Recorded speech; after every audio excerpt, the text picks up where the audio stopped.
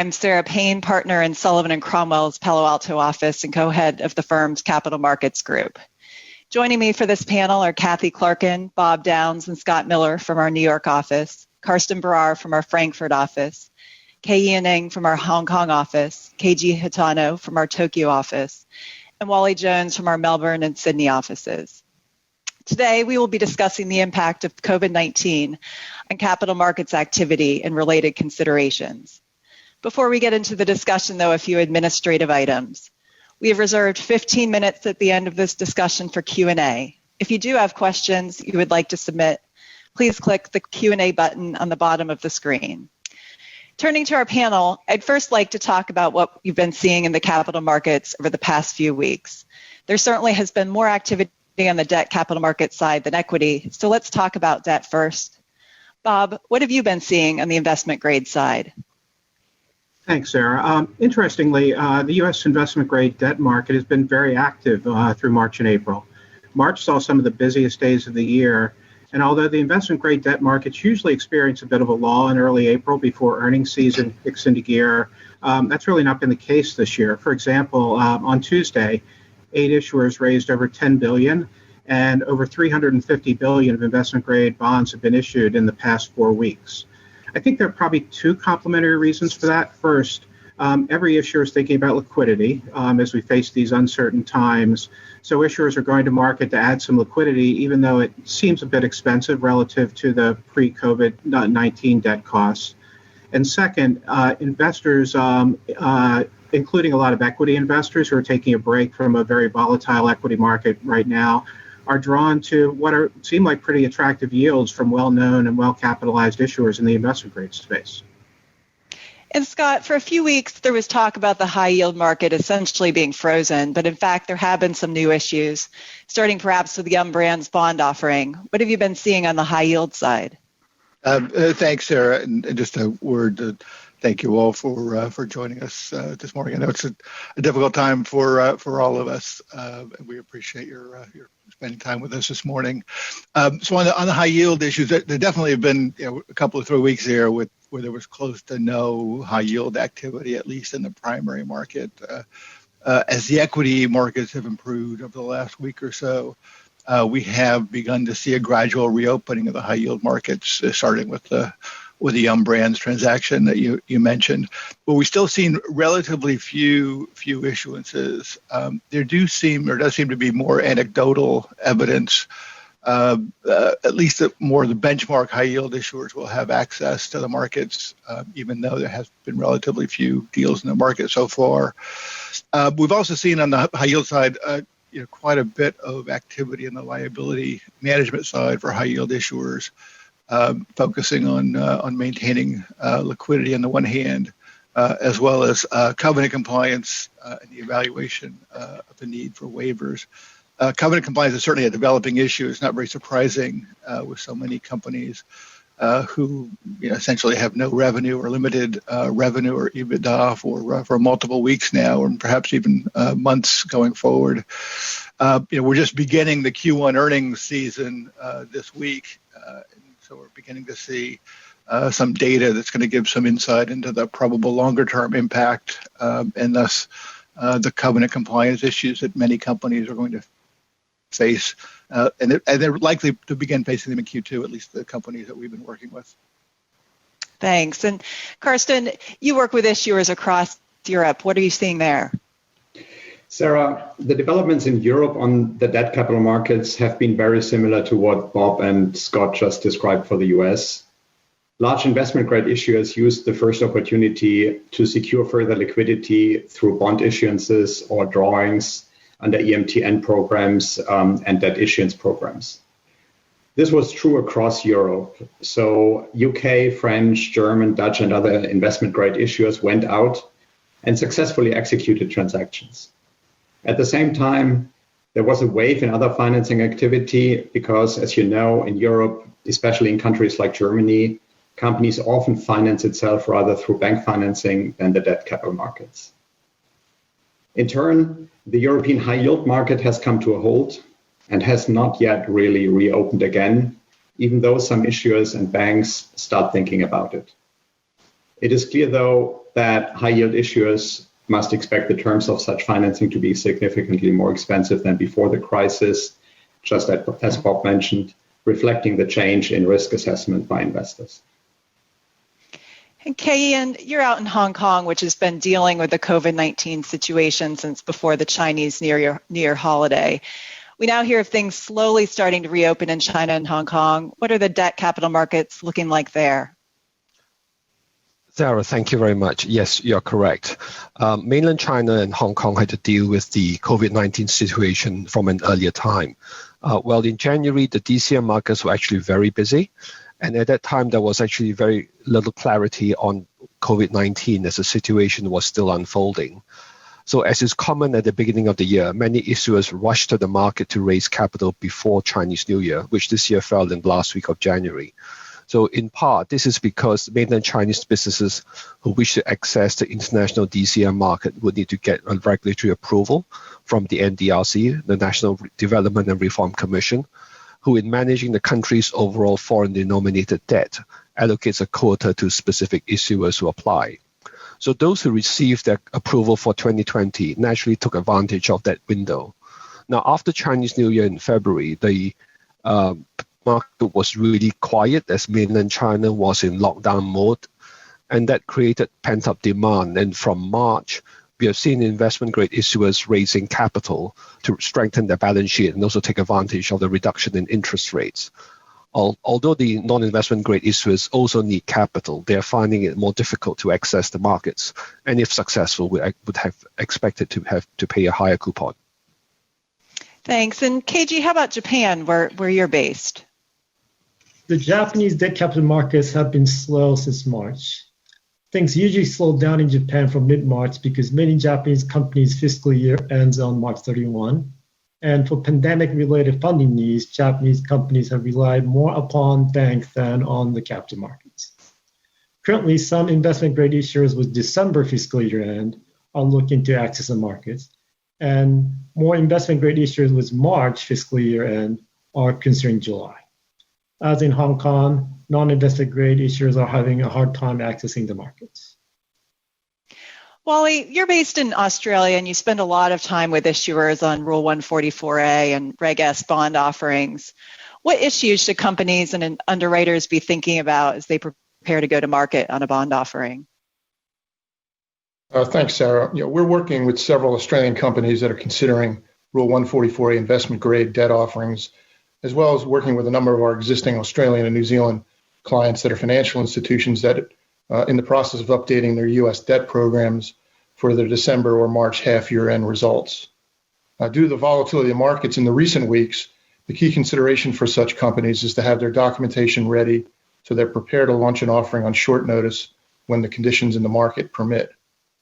In addition to the challenge of ensuring, of course, disclosure appropriately reflects the potential impact and risks posed by the COVID-19 pandemic, issuers and underwriters need to be mindful of the so-called 135-day period for purposes of the auditors providing negative assurance in their letters.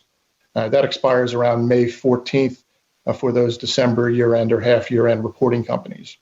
So there's a lot of companies now with in the midst of preparing to go to market in the next few weeks, of course, market conditions permitting.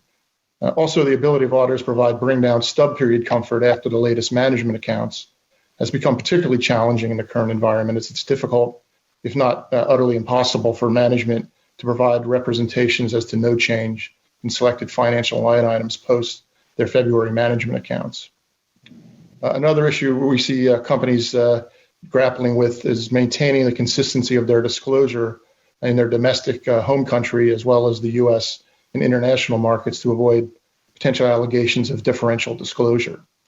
This, of course, becomes challenging when undertaking an equity raising, which you can do in Australia without a prospectus in reliance on the continuous disclosure regime of the Australian Stock Exchange. But, of course, for 144A debt offerings, we'll have a fairly detailed Rule 10b-5 compliant offering document. Thanks. Now, let's switch gears and talk about the equity capital markets. Kathy, what have public activity levels been looking like in the U.S.? Sure, thanks, Sarah. So the U.S. equity markets obviously have been increasingly volatile over the first quarter. But despite that and the early emergence of COVID-19, U.S. equity capital markets were off to a strong start in the first 2 months of the quarter, significantly ahead of the same period in 2019. But following the extreme market volatility and the market fallout later in the quarter, equity deals significantly slowed. Deals in certain sectors, though, have gotten done, principally in healthcare, and deals continued to get done in April as the equity markets have opened up a bit. So far this month, we've seen about 6 deals go to market, raising approximately $1.2 billion. Turning to the convert market, that's seen very strong activity levels despite COVID-19. In fact, the value of convert deals was about 40% higher in Q1 2020 relative to Q1 2019. And even March was on course with what was done by value last year. And so far in April, 9 deals have come to market, notably Carnival raising about $2 billion in an offering on April 4th. And there's more deals currently in the pipeline. The issuers tapping the convert market tend to be in the technology, healthcare, and consumer sectors. And for others on the panel, what have you been seeing across the globe? Well, Sarah, in Australia, the COVID-19 pandemic has essentially shut down work on potential IPOs. However, we're assisting a number of Australian publicly traded clients that are preparing for equity offerings in the U.S., particularly those seeking to take advantage of the emergency capital relief that's been announced by the Australian Stock Exchange. For instance, there's been a number of equity raisings in the last few weeks, in fact, in the last few days, that have been fairly sizable. Some of these have been by companies looking to fortify their balance sheets and obtain liquidity, although we're also starting to see some companies exploring M&A opportunities or other strategic transactions and seeking to fund them through the issuance of equity. So far, there's been approximately $4.5 billion in equity offerings, and there's a number of further significant raisings over the coming weeks and months, particularly if the economy remains weak or continues to deteriorate. Still, this is a long way from the $70 billion in capital raisings that occurred during the global financial crisis in 2008 and 2009. Particular challenges that these equity offerings raise include structuring them to allow participation by institutional investors in the United States on a private placement or Rule 144A basis. This requires compliance with the U.S. private placement requirements and publicity restrictions, and sometimes creates a tension between a company's legitimate desire to fully inform its home market and the U.S. private offering restrictions that limit discussion of the offering in public forums, such as on unrestricted teleconferences and webcasts.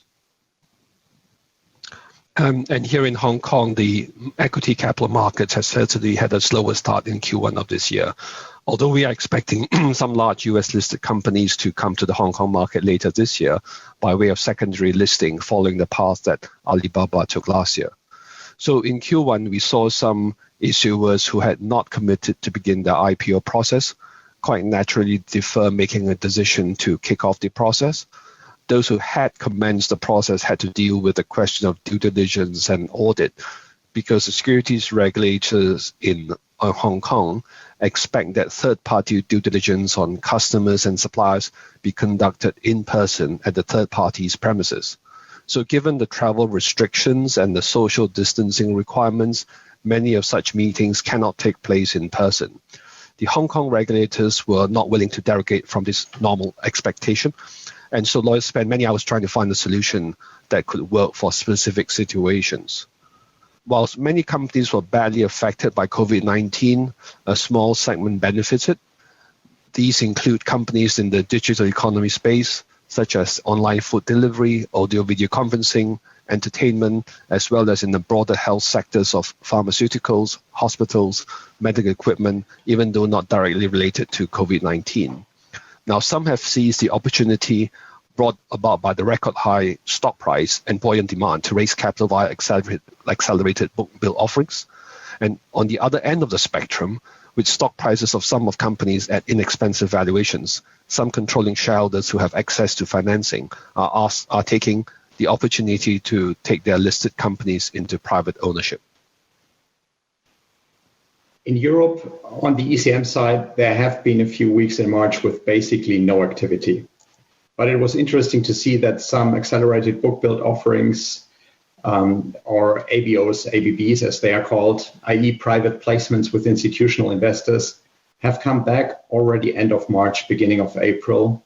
In the UK, France, Germany, and the Netherlands, mainly primary deals with the issuance of new shares, often around 10% of the existing share capital. Similar to what Kathy described for the US, we have also seen convertible bonds, partially also mandatory convertible bonds. Mostly, these transactions have not been rescued transactions by companies under pressure due to COVID-19, but rather capital raisings in industries that have not suffered or even benefit from the crisis, such as Dutch online pharmacy Shop Apotheke. These transactions have been completed successfully, so investors are willing to engage. At the same time, it is fair to say that activity levels on the ECM side in Europe are still very low compared with previous years. And of course, one category has been missing almost entirely so far in Europe this year, IPOs. Despite the fact that we continue to work on several IPOs in Europe, but these deals have been postponed to later in the year almost entirely. Yes, Karsten, this has also been true for the U.S. In contrast to established public companies, the IPO market has essentially come to a standstill. Bob, have there been any IPOs in the U.S. in the past few weeks? Thanks, Sarah. The IPO market's always interesting to follow. Everybody loves to talk about the U.S. IPO market. After a couple IPOs came to market the week of March 9th, which was the last week before public gatherings started to be banned, you would have thought that we wouldn't see any IPOs for a few months, but actually that hasn't been the case. There have been 3 IPOs priced in April, including 2 biotech companies that priced upsized offerings, in both cases at the top of the range. And their aftermarket performance has been very strong. One is up about 50% and the other's up about 70% from the IPO price. To a certain extent, granted the biotech space, and I throw SPACs in there as well, I can actually see some great benefit at this point to raising a pool of cash to opportunistically put to work sometime over the next couple of years in a SPAC. But they're a bit of their own animals, I think. But this activity shows that we really shouldn't give up on the IPO market. But with that said, given market conditions, public gathering bans, closed venues, and social distancing, I think it's probably fair to say that the IPO market is largely on hold for right now. And in light of the market conditions, do you still see issuers preparing for IPOs? Definitely work hasn't stopped. The pace is more measured. I think you'll see deals that are getting close to making their first public filing, that have gotten through the confidential review process and are sort of getting ready to think about doing a roadshow. They're getting put on hold. But there's really no reason for an issuer who's thinking about a Q3, Q4, even later IPO to go pencils down at this point. Given the confidential filing process with the SEC, there are reasons to, and a number of issuers are deciding to make progress to get themselves ready, preparing financial statements, prospectus drafting, those sort of long lead time items that are good to focus on, and planning confidential filings. The confidential filing process is actually great for continuing to work through this process.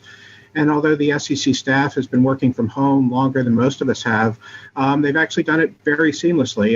In fact, it seems like many of the SEC staffers that I've talked with over the past couple months are about as stir-crazy, or past couple weeks, about as stir-crazy as we are, and therefore happy to pick up the phone and have a conversation about things. Well, it will be interesting to see what happens to the IPO market after things start to open up again. In prior market downturns, including, for example, the financial crisis, we saw an increase in private investments in public equity, also called PIPE transactions. Based on activity that we've been seeing recently, there is indication that the PIPE market will continue heating up. Bob, what has the PIPE market been seeing recently? You're definitely right. The playbook from prior market downturns has been definitely dusted off.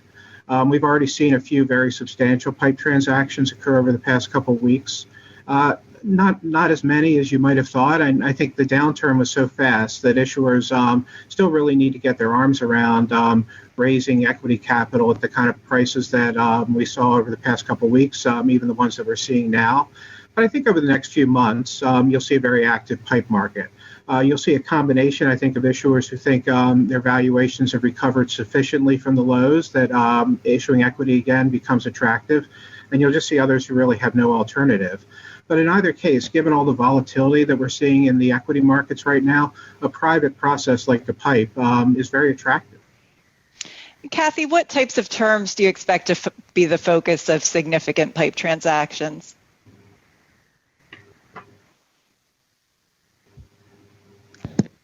Sorry about that. Beyond pricing, the key terms will focus on governance rights and protective security features.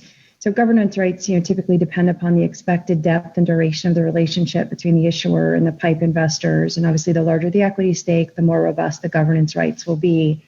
And these tend to include things like board rights, the right to appoint a specified number of directors to the board or committees, which is often proportional to the investors as converted equity interest. Voting consent rights, which may include veto rights over key corporate actions taken by the issuer, and of course, registration rights to enable the pipe investor to have future liquidity of the common stock in the public markets. And notably, issuers may seek to negotiate standstill provisions or lockup agreements. And finally, the protective features, are inherent in the instrument itself and include things like dilution protection, conversion features, and optional or mandatory redemption. And Kathy, one issue that comes up in pipe transactions is the question of whether shareholder approval is required for the transaction under stock exchange rules. New York Stock Exchange and NASDAQ rules are notoriously difficult to navigate and are key to focus on early in any transaction planning. There has been some recent relaxation of the rules, particularly with the New York Stock Exchange. Yeah, that's right, Sarah. One key development was with the New York Stock Exchange. On April 6th, they filed an immediately effective rule change with the SEC that waives the application of certain stockholder approval requirements for new equity issuances through June 30th, 2020. And the relief is intended to provide NYSE-listed companies with flexibility to raise capital during the COVID crisis.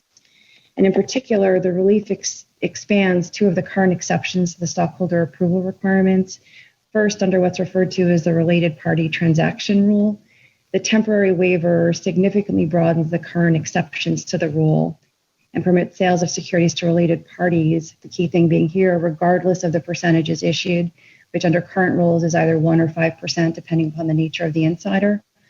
And the requirements there are that the sale be for cash, meet the minimum price requirements, and is approved by the company's audit committee or a comparable committee of independent directors. And the second waiver relates to the 20% rule, and the temporary relief here significantly extends the bona fide private financing exception, which generally permits issuances of securities in excess of the 20% restriction in private transactions for cash where the minimum price requirements are met, so long as no one purchaser or group of related purchasers acquires more than 5% of the shares. So recognizing that COVID-19 has created liquidity issues for many companies, NYSE noted that companies often in distress may obtain financing more easily in private transactions with few key investors. So the temporary relief waives the 5% ownership voting threshold, permitting private placement of securities regardless of their size, the number of participating investors, or the amount of securities purchased by any single investor, provided the minimum price requirement is met. So these are very welcome changes, albeit temporary, and puts NYSE-listed companies on equal footing with companies listed on NASDAQ, which don't have those two specific requirements I referred to. And Wally, the relaxation of listing standards is not just limited to the United States. There has been some relaxation in Australia as well. Is that correct? That's right, Sarah. Recognizing that many Australian stock exchange listed entities will need to urgently raise capital in the coming months to sustain their business operations, protect themselves from a steep drop in revenue that's occurring due to COVID-19. The ASX introduced temporary relief to its listing rules to facilitate emergency capital raising, which applies until July 31 of this year.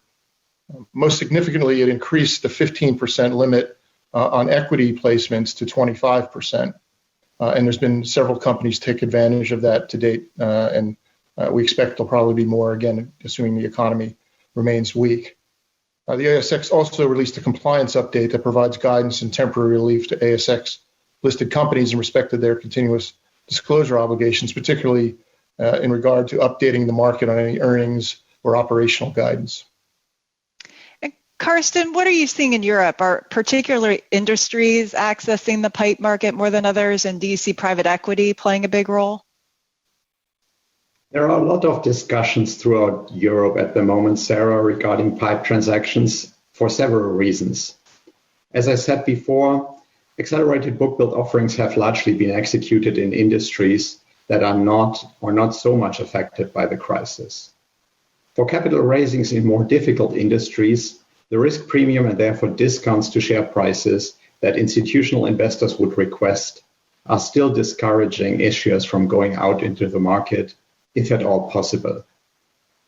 However, some investors, such as strategic buyers, large family offices, or private equity funds, may have a special insight into certain industries and may therefore be willing to move forward at acceptable prices.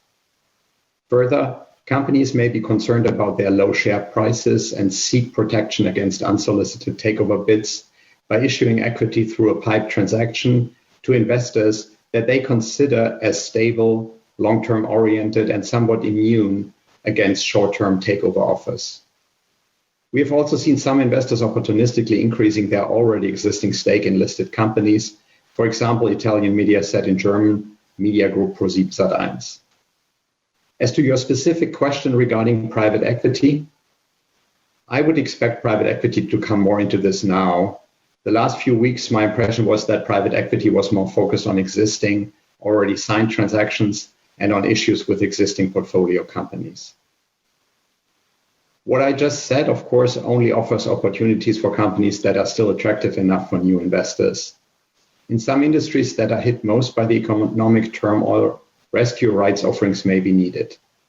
This is a lesson from 2002, 2003, and 2008, 2009, and we will see this throughout Europe certainly again. While the underlying concept, dilutive rights offerings with a significant discount to TERP, based on prospectuses to be approved by the national regulator, will be the same throughout Europe, the execution of such transactions often depend on the somewhat diverse corporate law concepts in the different countries in Europe. Some will require shareholder approval, others have significant authorized capital. Some can be executed after launch in a 2-week process. Others have rights offering periods of minimum 4 weeks. Thanks, Karsten. At S&C, we're working with a number of issuers who need to raise capital now. However, others may have a longer time horizon and simply want to be prepared for when a window opens. Scott, what should issuers be doing now to ensure that they are ready? And are there any lessons that can be learned from companies that have gone through the capital raising process in the past few weeks? Sorry about that. I was on mute. Thanks, Sarah. That's a good question. Some of the things that I think we would all have taken for granted in a normal working environment really need focus at the moment. And issuers really need to be sure they have in place the pieces necessary to complete an offering.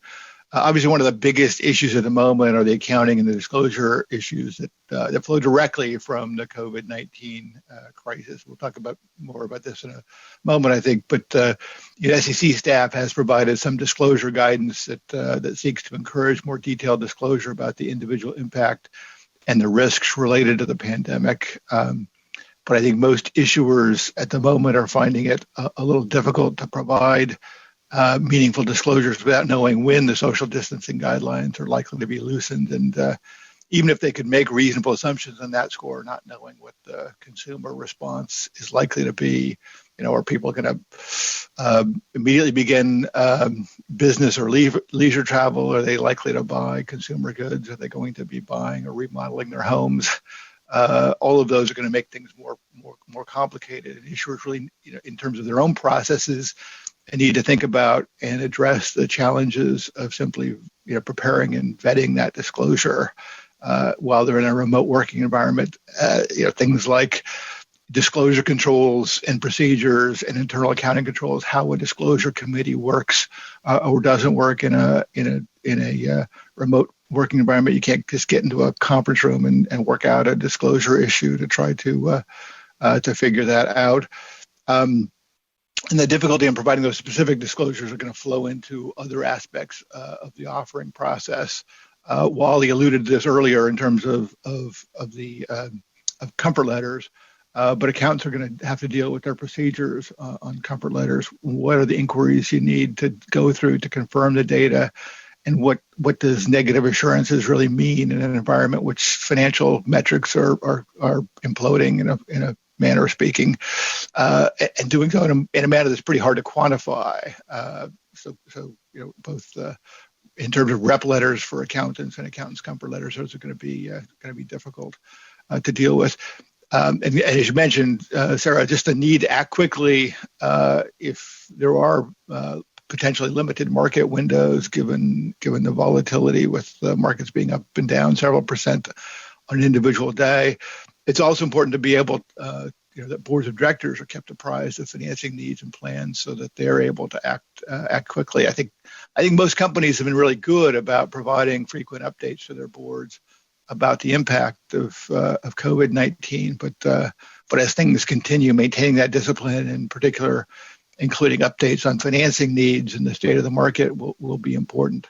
Kathy, I know you've thought about some other steps issuers should be taken to be ready as well. Sure, thanks, Scott. I just want to make a quick point on S3 eligibility. So maintaining an effective shelf during these times will be important for companies to be in a position to access the markets quickly and opportunistically. And so for some less active issuers, this means making sure your shelf is current or not going to expire in the near term. And if it is, consider putting up a new one.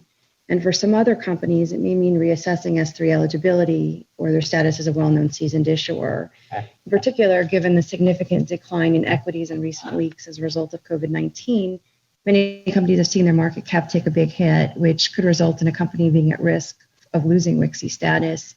As a reminder, WKSI status requires an issuer to have a worldwide market cap of 700 million or more, measured as of a date within 60 days of a determination date, which is the later of the filing of the most recent registration statement or a post-effective amendment to that, or the time the issuer files its most recent 10K. So although there is a well-established process for converting a WKSI shelf to a non-WKSI shelf without interrupting an issuer's ability to go to market, this would pose a problem for a company filing a registration statement for the first time, or if their shelf is expired, as it would require SEC review of the shelf rather than automatic effectiveness. So just something to keep in mind. Thanks, Kathy. And Wally, are there any special considerations for foreign private issuers right now? Thanks, Sarah. Yes, there are definitely some special considerations FPIs or foreign private issuers need to be mindful of. But in terms of disclosure and preparedness, I'd say they're very similar to those just described by Scott and Kathy. In particular, when preparing for an offering, the issuer should expect enhanced or heightened due diligence by underwriters, counsel, and as Scott was describing, the auditors related to their comfort letter procedures, particularly due to the potential impact of COVID-19 on the company's ongoing business and financial performance. And of course, with everyone working remotely and with the U.S. desks of accounting firms that are many times in difficult time zones for the issuer, particularly Australian companies, the timing to complete the preparatory work shouldn't be underestimated. In terms of some unique issues that an FPI does face, as most know, they do not tend to report their results on a quarterly basis, such as U.S. companies who file 10Qs, but rather 6 monthly and annually. So as I alluded to earlier, the blackout period for auditors providing negative assurance expires on about May 14th for December half year and full year annual reporting companies. And of course, since most foreign private issuers maintain their principal listing on their home or domestic market, those issuers face the additional challenge I discussed of maintaining the consistency of their disclosure in their home market with their investors, with that which they'll need to disclose or will be disclosing in their U.S. offering documents. Bob, we have a lot of folks on the line who are in charge of SEC reporting and are knee-deep in the middle of the 10Q and earnings call prep. The SEC has been putting out a lot of guidance recently, and it can be hard for all of us to keep up. But one statement caught my eye in particular, and that was the recent statement by Chairman Jay Clayton and Director of the Division of Corporation Finance, Bill Hinman. Could you talk about some of the key takeaways of that statement and whether you see issuers taking heed of the guidance and altering some of their disclosure? Sure, Sarah, thanks. Yeah, that statement seems to be the topic of the moment for all those who were not lucky enough to have already gotten their earnings behind them. The SEC really has been very proactive throughout this process and really in the past few years of trying to get out to issuers some good pragmatic guidance to think about. Scott mentioned a lot of the disclosure advice and interpretations they put out.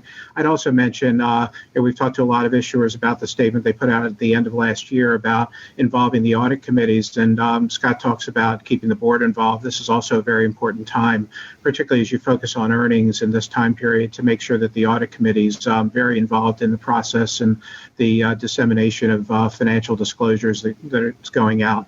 But that was a very interesting statement that Jay and Bill Hinman put out last week. It's definitely worth a read. Many times SEC statements can be quite technical, but you could really tell that statement came from two former disclosure practitioners. I think I'd probably cite two takeaways in that. First, after stressing the importance of the business continuity information, it asked issuers to really stretch to put out forward-looking information at this time, noting at this point in the crisis, historical information is relatively less significant. In their words, issuers will not be second-guessed by the SEC for their good faith efforts to provide appropriate forward-looking information. Secondly, it cited the need for that information to aid the overall economic recovery, noting that not only shareholders, but also stakeholders such as customers and suppliers rely on that information to make their own business decisions. So Jay cited the example of a dry cleaner who services the hotel industry and seeing what hotel companies are saying about their business continuity is very important in that person planning his small business. And so getting that information out there is very helpful to the overall recovery effort.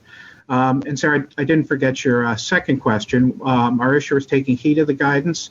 To a certain extent, yes. We're not seeing a broad trend towards putting out quantitative guidance, but issuers are putting out fulsome business continuity information, and they are looking forward qualitatively, not quantitatively, but looking forward. And we're really stressing with issuers to think about putting out properly framed assumptions in that information as well, so the reader can understand the assumptions that went into that guidance that's forward-looking information that's being put out. Well, it is clear what the SEC is asking issuers to do, but stepping back for a minute, as Scott discussed, there remains so much uncertainty with COVID-19 and when the economy will open and the continuing impacts on businesses. KG, do you have any advice for how companies should be approaching any forward-looking guidance and best practice for protecting themselves from legal exposure down the line? I do, Sarah. As we have discussed, the SEC has encouraged companies to provide disclosure that would help investors evaluate the current and expected impact of COVID-19 through the eyes of management, and to protect proactively and to proactively revise and update disclosure as facts and circumstances change. Companies should be providing as much information and guidance as possible, but also emphasizing the forward-looking nature of any guidance with much detail regarding risk factors as possible. It will be important for companies to avoid boilerplate where possible and inform investors about various factors relevant to their business that could cause any guidance or other statements regarding future performance to not be met. If we look at the developments in Europe, in light of the COVID-19 pandemic, the European Securities and Markets Authority, the French Financial Market Authority, the UK Financial Conduct Authority and Financial Reporting Council, as well as the German Federal Financial Supervisory Authority, recently reminded market participants of their disclosure and other transparency obligations under applicable European and national laws. They all emphasize certain aspects of dealing with material non-public information or inside information as defined under European law that are particularly relevant in these times, inter alia for earnings releases and interim or full year guidance statements. The details of these public statements partially differ, but all regulators acknowledge the difficulties that issuers may have in assessing the effects of the current crisis on their companies and in predicting future results, while of course still remind issuers to comply with the applicable regime of adequately informing the market. In this context, the UK FCA has granted issuers a temporary 2-month extension to the 4 months from the end of their financial year they normally have to publish their audited annual financial reports. And just beyond even the regulatory guidance that we're getting, whether it's from the SEC or anywhere around the world, companies are going to want to show that they're on top of these issues and they have plans to real plans to weather the crisis and come out on the other side. As we all try to get back to work, and Germany may be coming first in the next week, and those of us will follow after Asia's back as well. But companies are going to want to consider the specific disclosures about what that process looks to them. And for most companies, and get back to Bob's point about the dry cleaner example, it's not purely an internal issue. They're going to need to understand how their supply chain is going to get back online, how the markets they serve are going to come back online, and it's a multi-dimensional problem that people are going to have to look into and translate that both into the capital markets access and the financing needs going forward, and into ensuring that their disclosures properly account for these external circumstances. It's a closure of a kind that I don't think has been experienced before, and it'll be a reopening of a kind that has never occurred before. So there's obviously going to be major hiccups, and being able to understand what those hiccups might be and to put disclosures and processes in place to deal with them are going to be very important. Okay, Ian, back to you. Okay, thank you very much. Over here in Hong Kong, most of the Chinese businesses have a financial year end of 31 December. And under the Hong Kong Stock Exchange rules, such companies must report their financials by the end of March. And under these rules, a failure to report the earnings would automatically lead to a suspension in the trading of the shares. So after the Chinese New Year, the Hong Kong regulators were very concerned that if a significant number of companies could not have their audit work done in time for the earnings release, that could lead to many suspensions that would be very bad for the market. And unlike some other markets, the Hong Kong regulators were not willing to give an extension of time on this one. But they were willing to show some other flexibility in terms of the content of the disclosure. But fortunately for most companies, they managed to report their earnings before the end of March deadline. And so this potential crisis of many companies being suspended was averted. Now, another issue that we've discussed was the need for listed companies to update the market on inside information from the time such information arose. So in the beginning, when there was so little that was known about COVID-19, and even before the name COVID-19 had materialized, there was naturally some hesitancy to be the first to make statements. But soon thereafter, many companies gave an update on the impact of the shutdown on the businesses, which was built on, and then that became the norm. And some then built it on further and put in the efforts they've made to provide assistance to those in need as part of their corporate social responsibility. Well, issuers and their counsel will certainly be focused on the content of the earnings release, and also should be prepared to host the earnings call remotely and deal with any technology issues. But there is another aspect of earnings season, and that's the post-call discussions with investors and analysts. Kathy, are there considerations that issuers should keep in mind? Thanks, Sarah. So this quarter in particular, management and the IR function should be keenly aware of potential issues that could arise with respect to Regulation FD. And the FD risk here arises from the dynamic nature and uncertainty surrounding COVID-19 and the possibility of inadvertently communicating material non-public information selectively. So in this environment, facts can change quickly, and any new information or color provided in these supplemental private conversations could be viewed with hindsight as material, particularly as it may relate to the company's response to COVID-19 and the changing circumstances. And we've talked about the SEC guidance, and it's been very clear in the guidance that they're expecting issuers to take necessary steps to avoid selective disclosure when discussing material information related to the impacts of COVID-19. So management and IR should be coordinating internally to avoid potential footfalls in these post-earnings discussions. For some companies, that may involve limiting how far past earnings private discussions can occur. And for others, it may involve updating the market more frequently to permit management to engage in discussions with investors, analysts later in the quarter. Thanks, Kathy. At this point, we have just about 15 minutes left in our program, and we have a number of questions that I'd like to try and address. So for those of you on the line who have questions but have not yet submitted them, please submit them at this time, and we will get to as many as possible. So moving to the questions in the queue, one question we have on the line is on share repurchases, which is an interesting point. Certainly on this call, we've spent a lot of time talking about fundraising, but that's not to say that everybody is in that mode. And certainly companies have seen their stock prices significantly depressed, and for those with sufficient liquidity, share repurchase program might be something that they're thinking about. KG, could you talk a little bit about some of the considerations that companies may be looking at to start a share repurchase program? Sure. Certainly issuers that are considering accessing government funding will want to take those plans into consideration. Other issuers that do not expect to access government funding may still want to preserve their ability to do so if circumstances change significantly.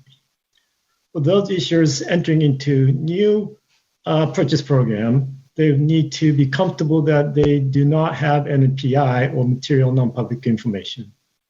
With circumstances around COVID-19 changing as quickly as they are, determination that an issuer is not in possession of NPI may be more difficult than under normal circumstances. Depending upon a company's particular circumstances, it should consider whether it may need to revisit, refresh, or update previous disclosure before repurchasing shares. It is important to keep in mind that in the context of repurchases, undisclosed good news or an overstated description of risks or negative impacts could, when viewed in hindsight, be problematic. Yeah, the government funding point is really key. I mean, governments around the world are providing funding at truly extraordinary levels, whether in the form of grants and in the form of loans. These come with a variety of conditions, and most often, conditions that restrict dividends and share repurchases, which can have impact. We talked about it in an earlier webinar. Can have impact on M&A and other transactions. Beyond the share repurchases, the funding programs are also typically conditioned on some showing that funds are not otherwise available. So certainly the funds aren't otherwise available, and the funds aren't being used in a way that isn't really protecting the jobs that the governments are interested in preserving. One issue is on the availability of funding, and we talked a little bit earlier about the high yield market in particular, which is open sporadically, and there's going to be a question there about if it's open from time to time, is government funding programs also going to vacillate depending on the availability of alternative funding. One of the reasons why I think a lot of companies drew their revolvers, drew whatever capital they could from the private markets in the first instance was to be able to show that they've done all they can in the private markets before turning to the governments effectively as a lender or a provider of capital as a last resort. Thanks, Scott. Another question on the line is around blackout periods and insider trading policies. Scott, do you see people changing any of these periods or policies in response to COVID-19 and the extreme volatility in the market? Yeah, I haven't seen people formally changing their policies, but certainly, adopting practices or communicating to executives or people subject to the insider trading policies that they're really in a closed trading window. We talked earlier about the efforts that are everyone is undergoing to be sure to be ready for them to access the markets. That includes a fair amount of development of information and planning that's at an extraordinary level where everybody's planning for the closure and the reopening, and it's not kind of business as usual in terms of the progression of the availability of information. So you can predict the availability of information and say, okay, well, we have information around the quarter. We have it, at the end of the quarter or 2 weeks before the end of the quarter, and therefore we're going to put in a blackout period or close the trading window and not reopen it in a period of intense regular planning, with plans changing, with data and information changing on a regular basis. I think most companies are saying, look, we're just going to put a pause on opening the trading window. There's two obvious reasons for that. One is the information, and two is it probably generally it wouldn't be perceived as a good time for a lot of Form 4s to be flooding the market or flooding the SEC with executives selling while the share prices are declining as well. So I think there's a kind of a symbiotic relationship between the availability of information, the disclosures, and the desire not to show a lot of selling. Thanks, Scott. Moving on to our next question. The SEC has a lot of proposed amendments on deck, and of course, we here at S&C have been tracking them as well. Kathy, the question we have received is what do we think happens to all of this proposed rulemaking? Is the SEC continuing to push forward these rules? What are you seeing, and what are your expectations? Yeah, I mean, look, I think that it's clear that the SEC remains fully operational, but I think it's also fair to say that COVID-19 has been on the forefront of their agenda. If you look at the SEC's website, they've actually noted that with respect to certain proposed rulemaking for which comments were due at the end of March, that they've extended that and have publicly said that they won't take action on certain matters until May 1st or no earlier than May 1st. And this relates to proposals on the qualification of accountants, the change in the definition of accredited investors, and disclosure regarding the payments of resource extraction issuers. Notably, there's two proposals out there I think we're all looking at, which relates to the proposed amendments to MD&A, as well as improving access to private capital. And there haven't been any changes on that, but it does say on the website that the commissioner can consult with, or the chairman can consult with commissioners and extend those comment periods as well. So I think it's going to be delayed. The question is how long. Thanks, Kathy. Bob, another question we have received is around private issuers that might have 144A debt outstanding, and what should they be thinking about as holders of that debt ask questions, and those issuers are beginning to post financial statements for their holders, and should those issuers be thinking about putting out forward-looking information at this point? It's a good question. It goes back to a little bit of what Kathy was talking about before on Reg FD, I think, and just the general overall view and what we've heard from the SEC as well on a combination of dissemination of information to all the users at the same time and the forward-looking information.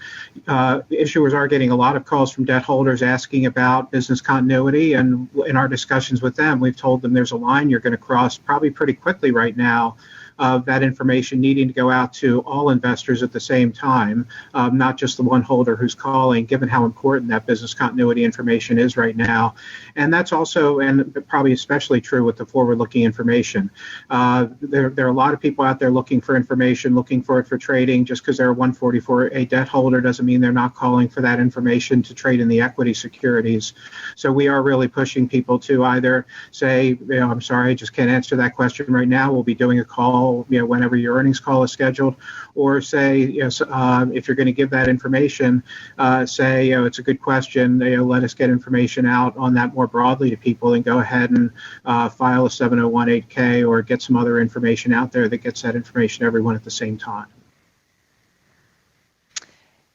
Thanks, Bob. Another good question on the line is from somebody mentioning that obviously they're in the middle of preparing their 10Q right now, and wondering whether they should be repeating all of their risk factors this quarter or just updating for COVID-19 and any other updates. Do you have a view on best practices here? Sure, happy to take that one as well. I guess I'd answer that in two parts. First of all, start with the form requirements. The 10Q form requirement provides that you should update the risk factors for material changes from the risk factor in the 10K. And so the form itself doesn't require you to restate all the risk factors. It really just goes to updates. And second, I'd say, although we do have discussions with issuers from time to time about repeating the whole set of risk factors so that the new information that you're adding in doesn't stand out. Take, for example, that cyber incident that you had that you need to update your risk factor for, but you'd rather not, for a lot of good business reasons, shine a bright light on, particularly for those who are trying to get exposure to any weaknesses there, which everybody's very, very focused on right now during the crisis. Your COVID-19 risk disclosure really isn't variable. It's going to stand out. Everybody's going to see it. So, we're focused on having a COVID-19 risk disclosure that talks about the issues of the day and effectively updates your entire risk factor section for what we're going through in this crisis. So, put that out there. Don't go and restate your whole risk factor section, and no one's going to miss your COVID-19 disclosure. Everybody's very focused on it. Thanks, Bob. Another question relates to ongoing activity at the SEC, and the question is from someone indicating they have a registration statement and process with the SEC and asking whether the SEC is still reviewing registration statements and providing comments at this point. Karsten, could you answer that question? Sure. I mean, Bob mentioned that, and I think also Kathy mentioned that. Yes, the SEC continues to review registration statements, but perhaps also interestingly, in our experience, this is true for all major regulators worldwide. We have, for example, 2 prospectuses currently under review by the German regulator BaFin, and neither the review periods nor the process itself has changed. So regulators worldwide are fully functioning. Thanks. And Scott, another question comes from around the topic of participation in government programs, and the question around the debate whether to participate in one of these programs or go and try and access funding in the capital markets. And I'm sure there are a number of companies in this position. What are some of the considerations for picking one versus the other? Well, yeah, obviously there's the economic consideration of the rates in terms of each type of financing, which I think is no different than if you're making a choice between different types of financing. Generally, I think the government funding around the world, and as I mentioned before, will have some conditions to it. Those conditions are not necessarily commercial conditions. And many of those conditions or requirements will extend beyond the repayment of the government financing. So whether they relate to share repurchases, restrictions on dividends, compensation restrictions, and the like, which are policy based in many cases, policy based rather than credit based decisions. So I suspect that in most cases, and certainly most clients that we've been working with, they'll access private financing as much as possible, but in some industries, and I think you've obviously seen some of them, like the airlines industry recently, that the level of financing required and the terms of the financing just aren't available in the private market, so they're not going to have much choice but go to the government markets. And to the extent that there's a longer term closure, I think that the need for accessing government funding is going to be even more paramount. But I think in almost every case, companies are shoring up their capital in the private markets as much as possible. Thanks. Well, at this point, that brings us to the conclusion of today's Capital Markets webinar. And on behalf of the entire panel, we want to thank you for joining us today. If you have any questions regarding these or other topics, please don't hesitate to reach out to any of us or your other S&C contacts. Again, we thank you for joining us, and we hope that you all are staying healthy and safe in this difficult time. Thank you.